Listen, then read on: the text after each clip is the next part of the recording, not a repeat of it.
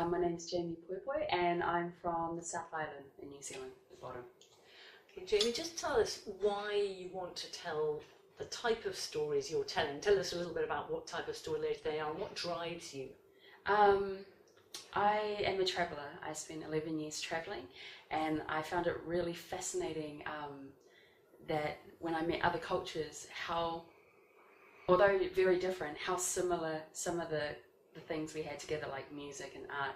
And so I love that idea that although we're quite different, we're also very much alike once we get to know each other.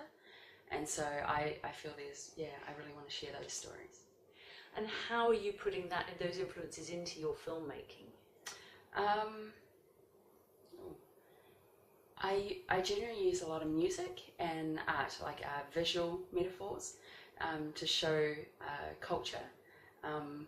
I believe even if you can't understand somebody, like someone speaks another language, you can still have a connection through music, and I think that's so important. Or like through art, you can still feel something without quite understanding what's behind it. You still can get a reaction and feel it, and so that really fascinates me. And my culture is very visual, and music is a huge part of it.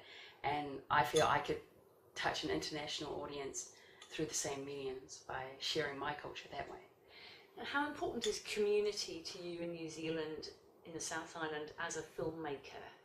Oh, community is very important, just to have the support and being artistic. Just you rely on everyone else, and film is about getting reaction, and so having the community to support you, and they bring their stories to your films. When they watch it, they are feeling something that they've had in their lives.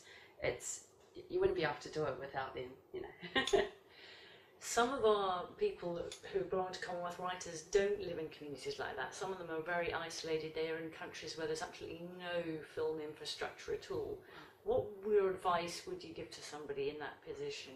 I think even if you're in an isolated area, you still have a story to share.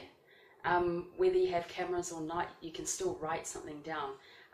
Everybody has a unique story, and if they can't share it to a huge audience, they can share it through their families.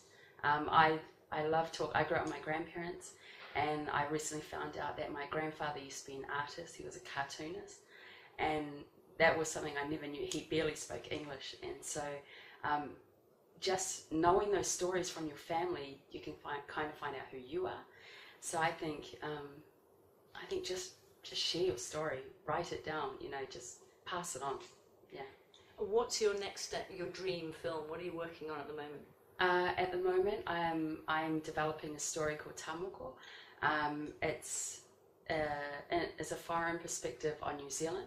It's about a South African guy who's engaged to a Māori girl, and he comes to New Zealand and he's trying to get to know the culture and her family and keep his own identity. So that's what I'm working on. It's a comedy with heart.